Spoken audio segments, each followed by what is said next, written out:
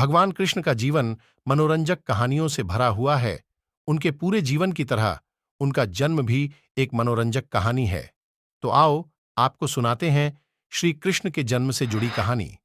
यह बात द्वापर युग की है, जब धरती पर अधर्म का बोझ बढ़ता जा रहा था। राक्षसों ने धरती पर हाहाकार मचा रखा था। इस बात से बहुत परेशान होकर धरती मां गाय का रूप धारण करके देवताओं के पास गई और उनसे कहा, हे देवतागण, मेरी रक्षा करें। इस राक्षसों का आतंक मुझ पर बढ़ता जा रहा है, इन्हें खत्म करें। धरती मां की इस बात का देवताओं के पास कोई समाधान नहीं था। इस पर उन्होंने ब्रह्मा जी के पास जाने का निर्णय लिया और धरती मां के साथ सभी देवता ब्रह्मा जी के पास गए। वहां पहुंचकर उन्होंने ब्रह्मा जी से विनती की, प्रभु, मेरे ऊपर से दैत्यों का यह भार कम करें, मैं बहुत परेशान हो गई हूं। ब्रह्मा जी ने उनकी तरह देखा और कहा, इसका उपचार सिर्फ भगवान विष्णु कर सकते हैं। देवी, आप उन्हीं के पास जाइए। ब्रह्मा जी का कहा मानकर उनके साथ धरती मां और सभी देवतागण भगवान विष्णु के निवास क्षीर सागर पहुंचे। उस समय वह शेष नाग पर लेटे हुए आराम कर रहे थे। वहां पहुंचकर सभी ने उन्हें प्रणाम किया और पूरी कहानी सुनाई।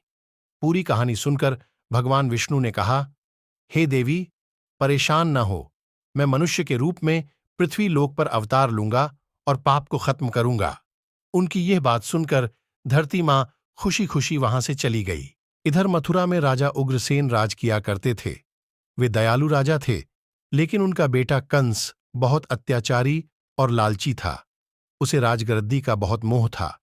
एक दिन उनसे अपने बल से राजा उग्रसेन को सिंहासन से उतारकर जेल में डाल दिया और खुद राजा बन गया।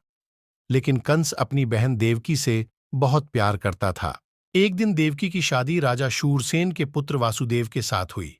शादी के बाद जब कंस देवकी को विदा करने लगा, तभी आकाशवाणी हुई कि देवकी की 8वीं संतान उसका वध करेगी। इतना सुनते ही कंस के पैरों तले से जमीन खिसक गई और उसने देवकी और वासुदेव को जेल में डाल दिया। इसके बाद वह सोचने लगा कि देवकी की 8 संतानों में से कौन से नंबर का पुत्र मेरा वध करेगा। इस असमंजस के कारण उसने देवकी की सभी संतानों को मारने का निर्णय लिया। एक एक करके उसने देवकी की 6 संतानों को एक चट्टान पर पटक कर मार डाला।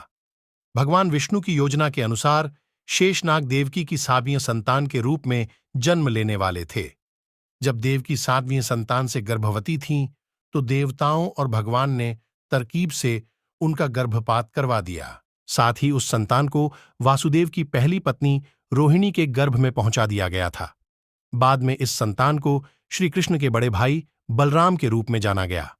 इसके बाद भाद्रपद के कृष्ण पक्ष की अष्टमी को रोहिणी नक्षत्र में देवकी की 8वीं संतान ने जन्म लिया। उसके जन्म लेते ही सारे सैनिक अपने आप सो गए।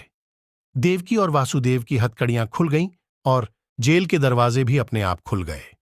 उन दोनों को कुछ समझ नहीं आ रहा था और तभी आकाशवाणी हुई कि इस पुत्र को गोकुल में नंद बाबा के यहां छोड़ आओ। उन्होंने ठीक वैसा ही किया। उन्होंने टोकरी में श्री कृष्ण को लेट आया और यमुना नदी के पार गोकुल में छोड़कर आ गए और वहां पालने में सोई बेटी को अपने साथ जेल में ले आए। वासुदेव के वापस आने के बाद सब कुछ पहले जैसा हो गया। हथकड़ियां और जेल के दरवाजे वापस लग गए और पहरेदार होश में आ गए। होश में आते ही सैनिकों ने देवकी की 8वीं संतान की खबर जाकर कंस को दे दी। कंस दौड़ता हुआ जेल आया और देवकी की गोद से उसकी संतान को छीन लिया। इसके बाद जैसे ही कंस ने उसे मारने के लिए हाथ उठाया, वह उसके हाथ से छूटकर हवा में उड़ गई और बोली, दुष्ट कंस, मैं योगमाया हूं। तुझे मारने के लिए भगवान ने गोकुल में अवतार ले लिया है। अब तेरा अंत निश्चित है। इसके बाद श्री कृष्ण को मारने के लिए कंस ने कई राक्षसों को गोकुल भेजा, लेकिन कोई उनका बाल भी बांका नहीं कर पाया। अंत में उन्होंने कंस का संहार किया और मथुरा को उसके आतंक से आजादी दिलाई।